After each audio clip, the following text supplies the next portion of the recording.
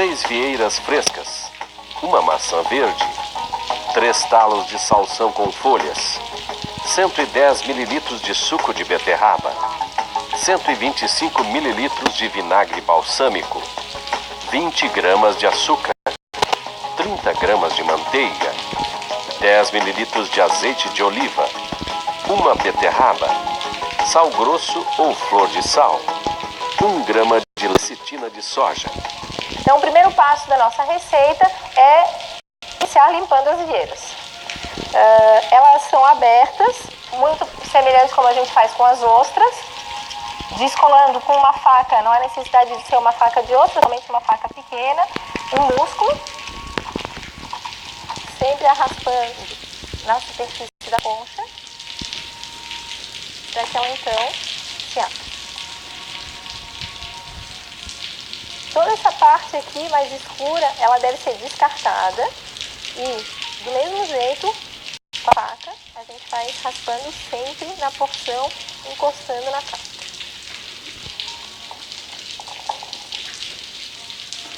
Toda essa parte escura, nós devemos descartar.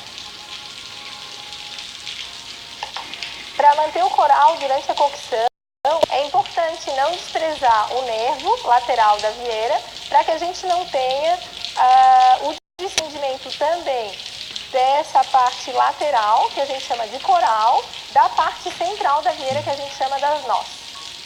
Após tiradas da casca e higienizadas corretamente, as vieiras devem ser mantidas refrigeradas até a cocção final. Para o salsão, na receita, nós utilizamos tanto o talo quanto as folhas.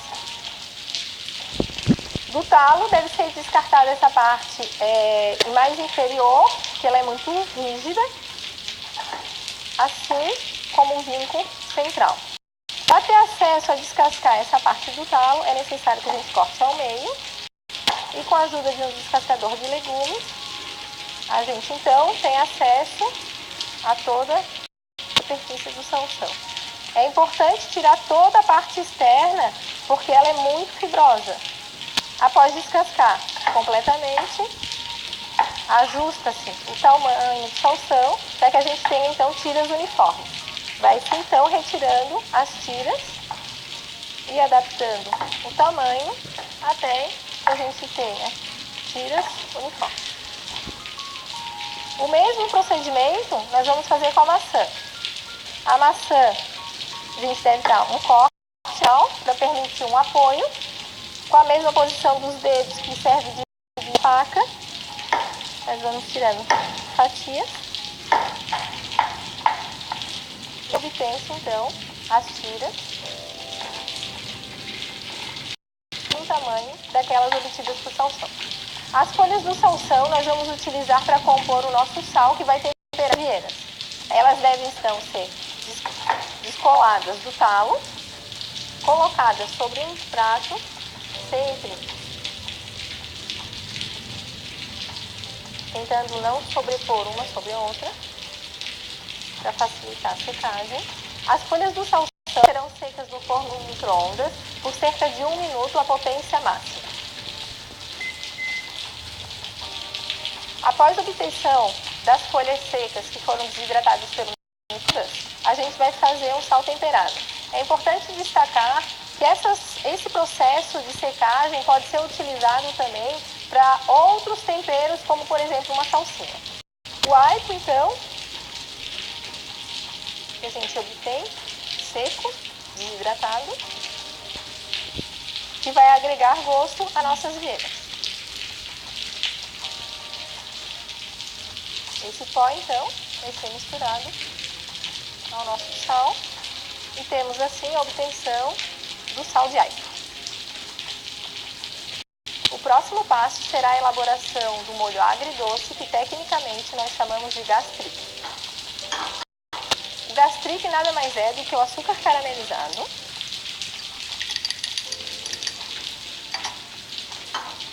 deglaçado com vinagre balsâmico,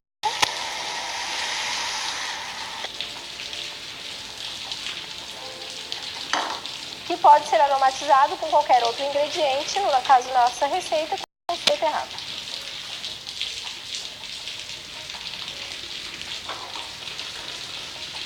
O molho deve ser reduzido a cerca de metade do seu volume, até a consistência desejada. Como suporte para saber o momento correto de colocação das beterrabas no cubo e o momento final do molho, nós podemos utilizar essa formação de bolhas na superfície da nossa calda. Nesse momento, nós adicionamos as beterrabas em cubo, cruas, que finalizam então o nosso molho agridoce. Para fazer a espuma, que vai servir como base também do tempero das vieiras, nós vamos colocar uma mistura de 80 ml de aceto balsâmico com 20 ml do suco de beterraba, acrescidos de 1 grama de leite. É importante ressaltar a necessidade das medidas exatas para a obtenção do produto com uma qualidade perfeita. Essa mistura, então, ela vai ser mixada.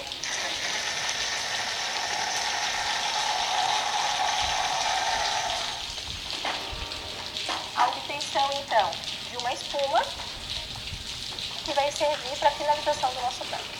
Então, as vieiras que foram acondicionadas na geladeira agora serão temperadas com sal, que nós fizemos acrescido do alho. As vieiras, então, serão fritas, manteiga,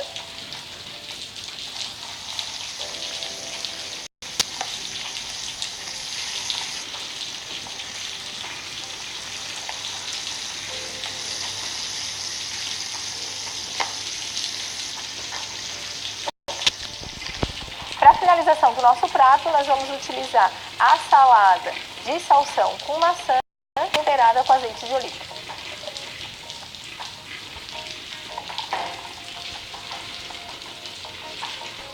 Nós vamos adicionar então as vieiras, ainda quente. Então é importante que essa é uma salada, na verdade, que mistura uma cocção com uma salada fria. Nós vamos dar o nosso molho agridoce.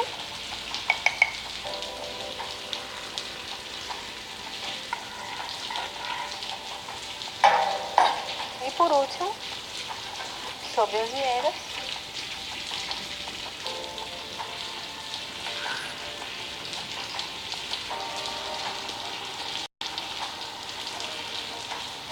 e nós temos então finalizado o nosso prato. Bom apetite! O termo Guarani refere-se a uma das mais representativas etnias indígenas das Américas. No município de Miradouro, na zona da Mata Mineira, a palavra deu nome a uma fazenda de produção de leite. Na fazenda Guarani, além do leite, é produzido queijo, mescal, mussarela e requeijão.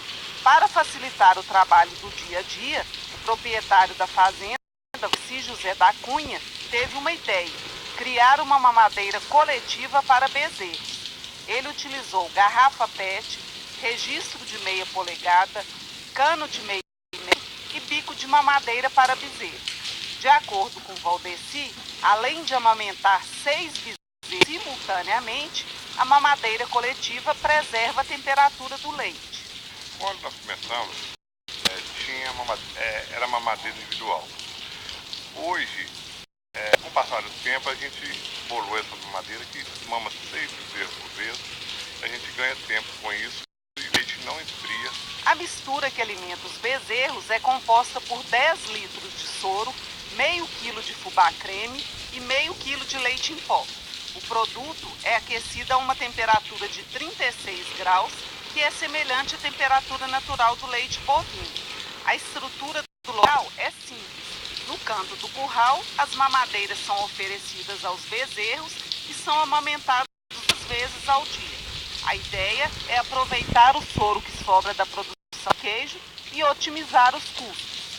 Ele fabrica o queijo, mussarela e o subproduto, que é o soro, ele reconstitui isso através de um processo aqui de leite em pó, fubá, reconstitui o leite e dá para os bezerros aqui na propriedade. Com isso, ele está tendo um ganho, um adicional na atividade dele. O rebanho do produtor é de 50 cabeças com 18 bezerros. A amamentação é iniciada com 2 dias de vida e vai até os 4 meses. E a alimentação é complementar com capim picado e ração, diminuindo bastante os custos de recria dos bezerros. No jeito convencional, ficaria 40% mais caro o bezerro. E aqui ficaria, nós tratando com leite 40%. O Domingos é pesquisador de PAG aqui na Estação Experimental de Itajaí e acompanha de perto essa pesquisa sobre os diferentes sistemas de cultivo de arroz. E hoje é um momento importante da pesquisa, né, Domingos? Bom, nós estamos diante de um experimento cujo objetivo é mostrar as diferenças entre sistemas de cultivo de arroz irrigado. Santa Catarina tradicionalmente usa o sistema pré-germinado, mas vem crescendo o uso de sistemas de cultivo com plantio em solo, notadamente o sistema de cultivo mínimo, onde todo o plantio do arroz, a semeadura do arroz é em solo seco. E por que a mudança no sistema de cultivo do arroz? Por que o produtor está buscando outras alternativas? Perfeito. Sistemas de cultivo, tanto germinado quanto cultivo mínimo, são sistemas de cultivo adequados à realidade de Santa Catarina. No entanto, eles têm vantagens e desvantagens. O sistema de cultivo mínimo, plantio, linha, solo seco, ele traz algumas vantagens, principalmente econômicas para o produtor. O custo de produção é menor, possibilita, digamos assim, uma racionalização do trabalho do agricultor ao longo de todo o ano. No sistema pré-germinado, existe uma concentração de atividades muito grandes no momento do plantio, no momento da semeadura do arroz. Já no sistema de semeadura de solo seco, com cultivo mínimo, todo o preparo do solo é antecipado. Termina a colheita do arroz, o agricultor já inicia aquelas práticas de preparo do solo. Com isso, então, ele tem todo o período de entre-safra para preparar o solo, para deixar a área já adequada para o plantio na época mais adequada. No sistema de cultivo mínimo do arroz, o preparo do solo pode ser feito imediatamente após a colheita. Aqui está sendo usado o implemento denominado rolo-faca, muito comum aqui em Santa Catarina. Mas pode-se utilizar outra forma de se fazer o preparo do solo, Domingos? O agricultor pode utilizar as ferramentas, os implementos que ele dispõe na propriedade. Pode ser uma enxada rotativa, uma grade, um rolo-faca, enfim, o que for mais conveniente para ele. A vantagem do rolo-faca é que ele mantém as sementes das plantas daninhas na superfície do solo. Quanto mais na superfície do solo essas sementes ficarem, mais irão a germinar. Aqui o preparo do solo já foi feito logo após a colheita, Domingos? Sim, perfeito. Aproveitou-se então a água que havia dentro da própria lavoura, a água que era água de irrigação. Essa é uma das vantagens, né, de não retirar essa água, né, da irrigação. Então aproveitou-se essa água, colheu-se dentro da água e fez-se então o preparo do solo com rolo-faca. A etapa seguinte aqui então seria a drenagem dessa área para que possa então emergir e se desenvolver as plantas daninhas, que eventualmente possam estar presentes na superfície do solo. Chamando a atenção que é um preparo do solo bastante superficial, não é desejado que se faça um revolvimento muito grande do solo, porque quanto mais superficial ficarem as sementes das plantas daninhas, mais facilmente elas vão vir a germinar e facilitando assim o seu controle. E em que momento o produtor vai fazer o controle dessas plantas daninhas? É importante que ele não deixe essas plantas daninhas virem a produzir mais sementes. Então, antes que se complete o ciclo delas, elas deverão ser destruídas.